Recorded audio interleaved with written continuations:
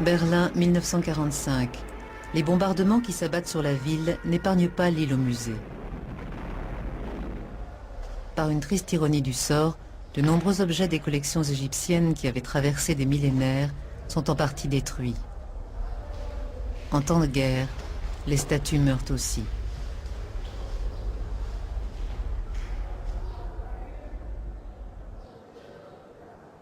Le Neues Museum avait été fondé à Berlin en 1850 par l'égyptologue Karl Richard Lepsius grâce au soutien de Guillaume IV de Prusse.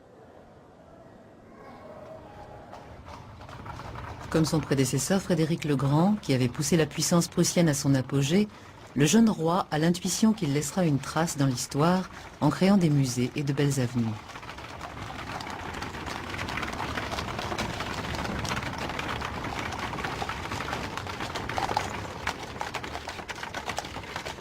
La mort de Champollion, le 4 mars 1832, avait plongé l'égyptologie dans l'impasse. Jacques Joseph fait le maximum pour perpétuer la mémoire de son frère, mais il n'est nullement en mesure de développer l'héritage. En réalité, personne en Europe ne semble avoir les connaissances philologiques nécessaires pour aller plus avant.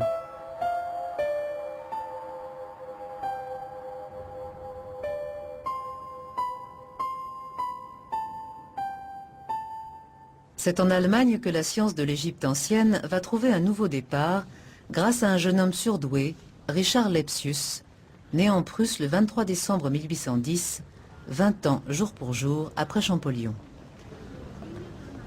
Le plus étonnant dans la carrière de Lepsius, c'est sa totale absence de vocation pour l'égyptologie.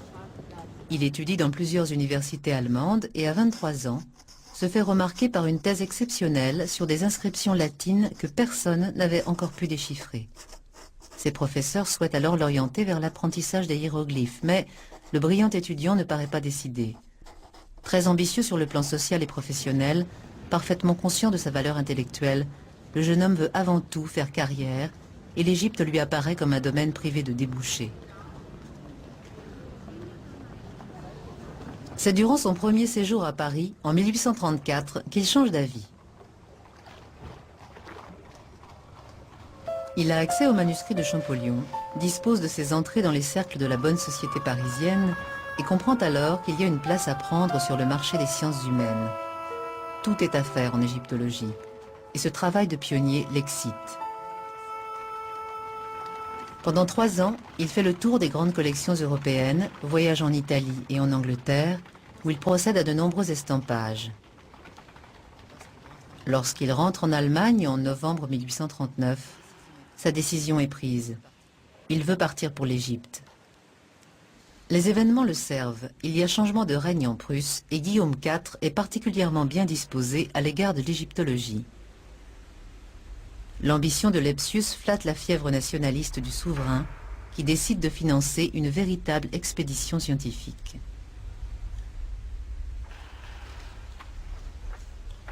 Pour préparer l'événement, Lepsius consulte les travaux réalisés en Égypte par les savants de Bonaparte.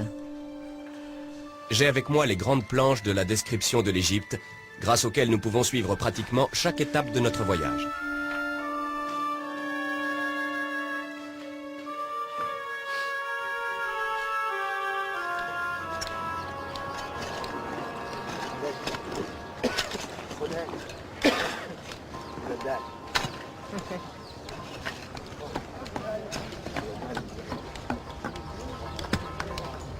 Les moyens financiers mis à la disposition de Lepsius sont énormes.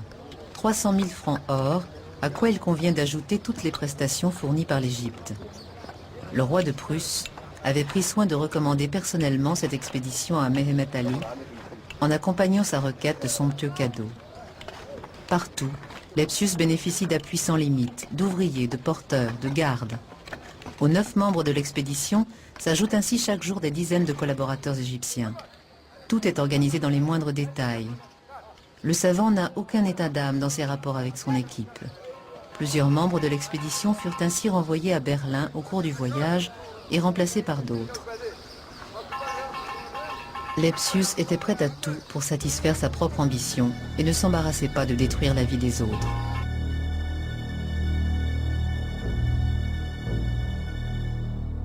Depuis 1810, l'Égypte est devenue le théâtre d'une lutte féroce entre des personnages sans scrupules qui dépouillent le pays de ses monuments.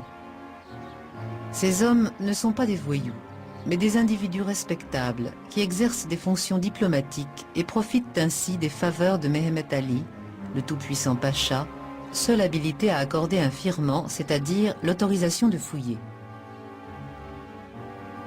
Parmi les plus importants, Bernardino de Rovetti, diplomate français d'origine italienne, et l'anglais Henry Salt qui engage Giambattista Belzoni, le géant de Padoue. Ce dernier cherchera bientôt à faire cavalier seul. Grand connaisseur de l'Égypte ancienne, doué d'une force physique exceptionnelle, Belzoni est aussi un dessinateur génial. À chaque étape de son voyage, il nous laisse de magnifiques aquarelles résumant ses exploits.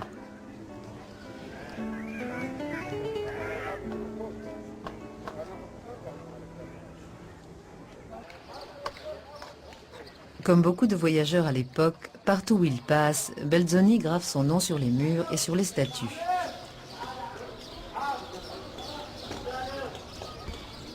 En juin 1816, il passe un véritable contrat avec le consul Henry Salt. Dérober et transporter jusqu'à Londres le buste monumental de Ramsès II, dont les jambes et le socle demeurent encore au Ramesséum.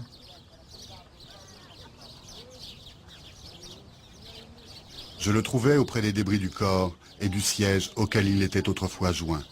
Le visage était détourné vers le ciel et on aurait dit qu'il me souriait à l'idée d'être transporté en Angleterre.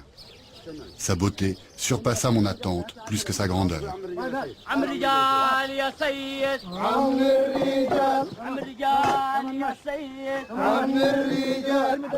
Transporter une masse aussi énorme par le moyen lent et pénible des rouleaux et des leviers, au milieu d'une chaleur excessive et de la poussière, était un travail que des Européens n'auraient pu achever.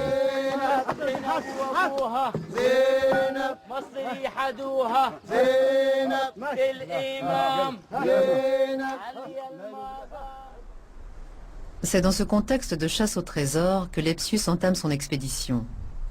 Au contraire d'un trafiquant comme Belzoni, Richard Lepsius a pour seul objectif de rapporter en Europe une matière qui permette de faire avancer l'égyptologie.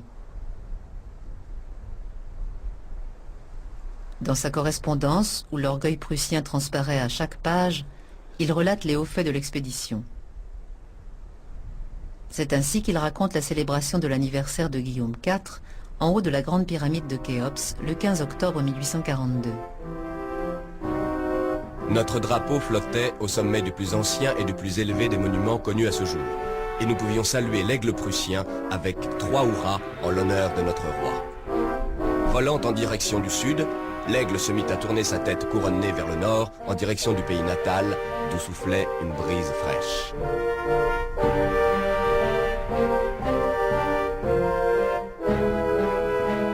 L'hommage à l'empereur ne s'arrête pas là.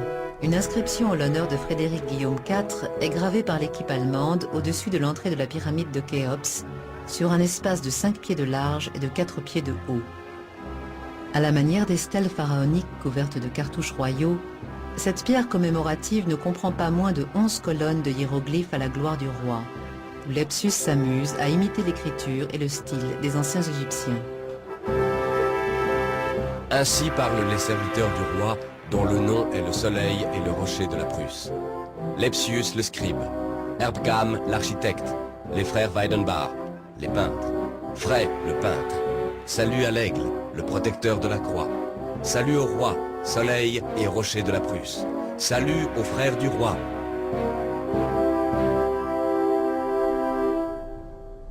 Lepsius ne se lasse pas du spectacle des pyramides.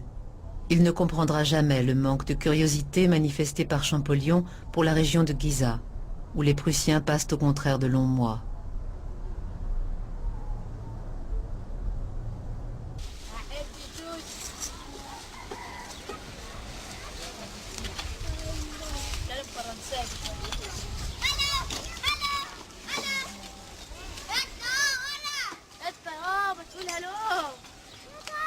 Il fait un relevé topographique de la nécropole sur lequel il note l'emplacement de dizaines de tombes, toutes dignes d'intérêt par les inscriptions qu'elles portent, comme la tombe rupestre de Khafra Ankh.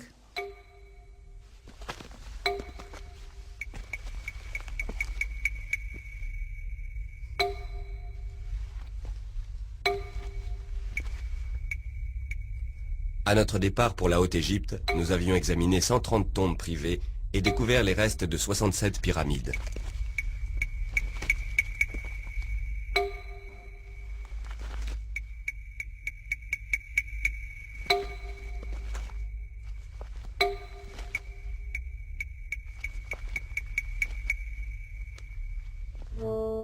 L'expédition durera 3 ans, de 1842 à 1845. L'objectif est de descendre le Nil jusqu'au Soudan, d'étudier la totalité des grands sites en Égypte et de pousser jusqu'au Sinaï. Composée de 9 membres, l'équipe rapporte des caisses pleines de relevés minutieux, des milliers d'estampes, de moulages, d'abondantes notes qui serviront à la publication des célèbres Denkmäler.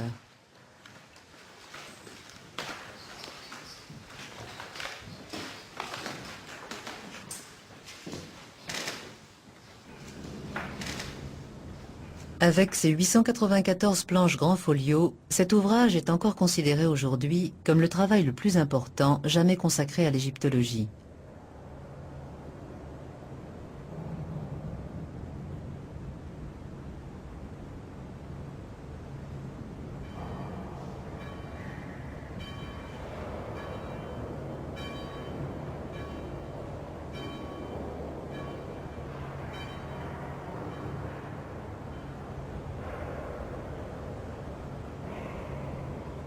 Mariette dira plus tard, pour consulter les Denkmäler, il faut s'assurer l'aide d'un caporal et de 4 hommes. Là.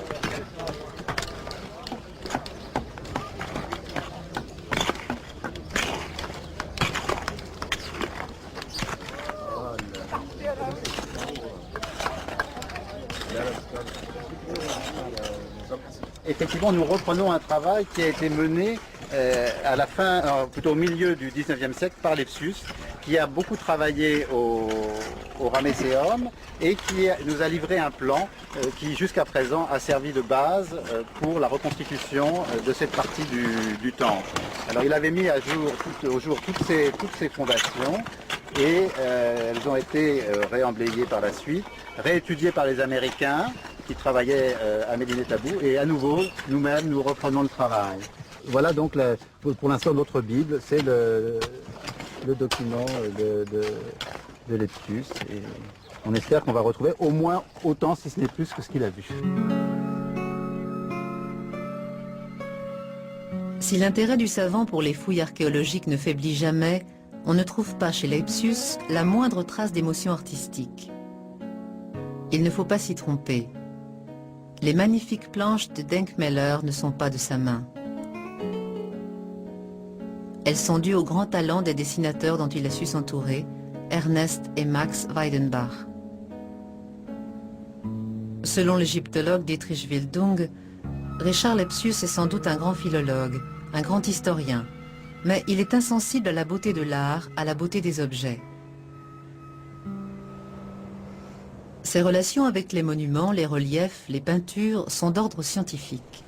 Il considérait l'Égypte comme une sorte de grand magasin dans lequel il faisait son marché et privilégiait toujours les monuments portant des inscriptions lui permettant de comprendre l'histoire des civilisations.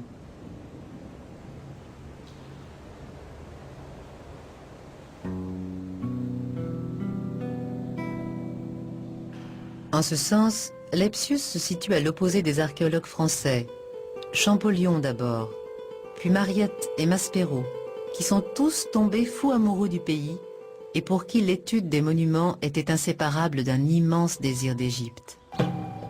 En 1843, le destin de Lepsius croise celui du français Émile Prisdaven.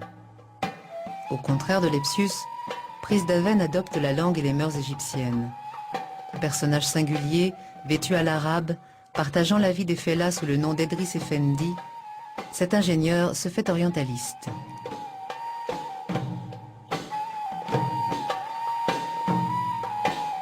Artiste de grand talent, Pris s'attache à témoigner de la vie quotidienne à travers de magnifiques gravures aquarellées, d'où se dégage encore aujourd'hui un charme et une sensualité rares. Avec lui, tout palpite, et la science d'un Lepsius nous paraît bien abstraite à côté des dessins de Prisdaven. C'est également lui qui nous révèle les coloris si délicats des temples et des hypogées, leurs étranges et magnifiques harmonies.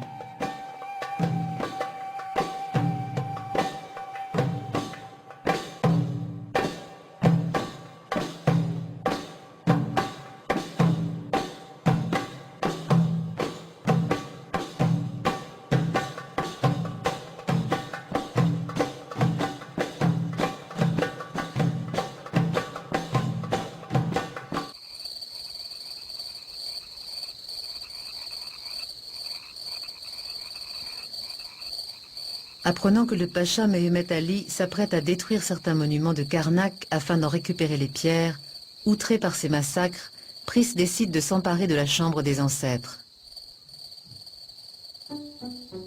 L'intérêt de ce monument, qui porte une liste de noms royaux couvrant plus d'un millénaire, excitait tout particulièrement la convoitise de Lepsius. Mais Pris d'Aven réussit à prendre l'allemand de vitesse.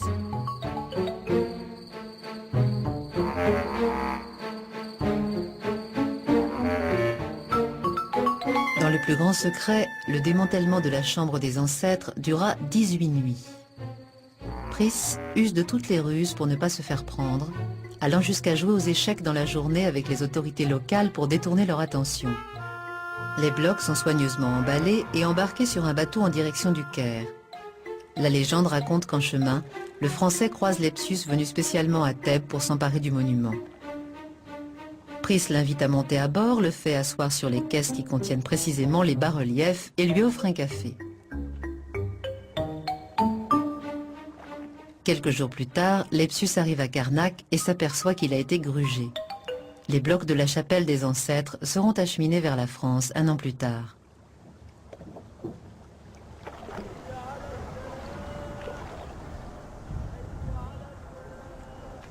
Peu enclin aux confidences, Lepsius avoue dans son journal qu'il existe en Égypte un site qui l'enchante, c'est l'île de Philæ.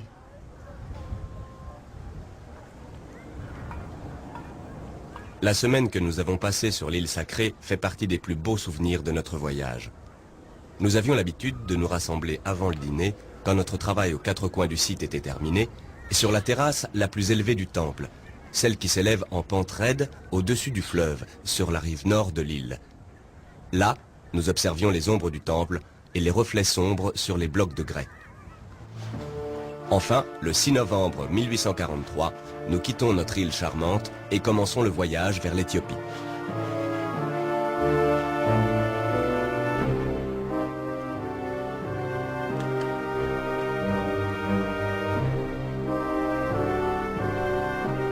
Lepsius n'était pas le premier voyageur à passer au Soudan.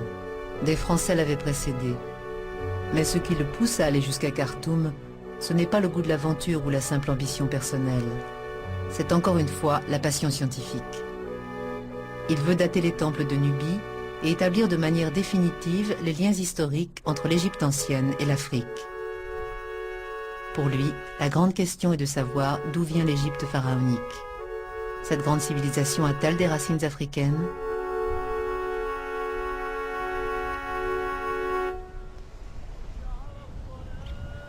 Depuis le départ, Lepsius avait fait le pari d'aller plus loin que Champollion.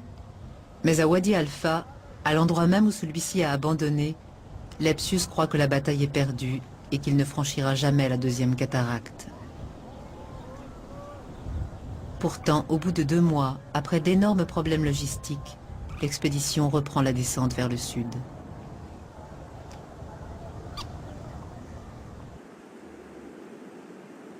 Lepsius s'arrête au Djebel Barkal. C'est là qu'il réussit un de ses exploits les plus fameux. Utilisant les mêmes moyens que Belzoni, il fait enlever du grand temple d'Amon une statue monumentale d'un bélier représentant Amon, protecteur d'Aménophis II.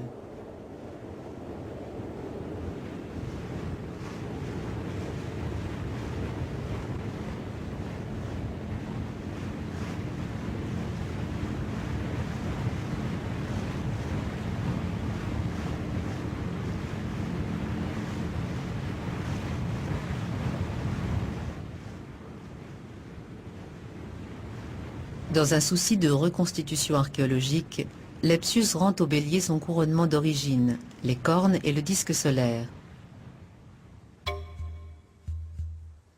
L'expédition atteint la capitale antique de Méroé. Dans une lettre du 2 mars 1844, l'égyptologue ne peut s'empêcher de laisser transparaître l'émotion suscitée par les ruines qui surgissent dans l'obscurité. Bien que la nuit tombât, Abeken et moi décidâmes d'aller à mulet jusqu'aux pyramides qui se trouvent à 1 heure d'ici, sur les premières collines à l'intérieur des terres. Seule la lune éclairait quelque peu la plaine parsemée de pierres, de broussailles et de touffes de joncs. Dans la même nuit, Lepsius comprend les grandes lignes de la chronologie du royaume soudanais. La principale conclusion de cette visite, à la lumière des bougies et de la lune, n'est guère réjouissante. Je suis convaincu qu'ici, sur le site le plus célèbre de l'ancienne Éthiopie, je me trouve face à des vestiges d'une culture de basse époque. Les monuments ne remontent certainement pas au-delà du 1er siècle avant Jésus-Christ. Les inscriptions et représentations ne laissent à ce sujet aucun doute. La déception du savant est grande. Il espérait faire en Nubie une immense découverte et toucher peut-être aux origines de l'humanité. Mais il remporte une autre victoire. Il visite les 184 pyramides de Méroé et parvient à empêcher le seigneur de la région d'en poursuivre le démantèlement. En effet, ces sépultures royales étaient systématiquement saccagées par les chercheurs de trésors depuis la découverte en 1834 des bijoux de la reine Amani Shaketo.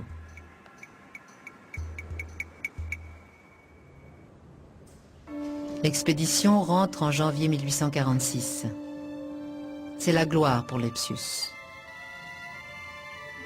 Il rapporte en Allemagne un colossal butin. 294 caisses contenant 1500 objets d'Égypte et de Nubie, plusieurs chambres funéraires complètes, des bijoux et des papyrus, des sarcophages et des momies, un obélisque, une colonne du temple de Philæ, et le fameux sphinx à tête de bélier du Djebel Barkal.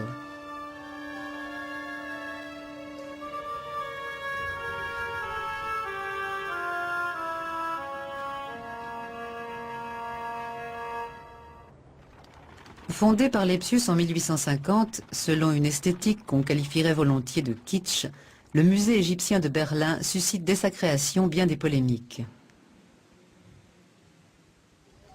À ceux qui lui reprochaient d'avoir pillé l'Égypte, Lepsius répondait que le meilleur moyen de préserver les antiquités de la destruction était de les envoyer dans un musée européen. Pour les égyptologues d'aujourd'hui, ces arguments demeurent incontestables.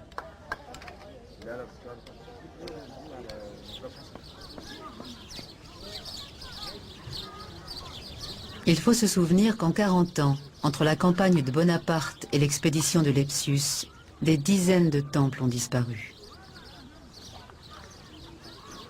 Par l'ampleur de ses travaux et son génie des langues anciennes, il restera l'homme qui a insufflé un nouvel élan à l'égyptologie. Avec Richard Lepsius, une époque s'achève.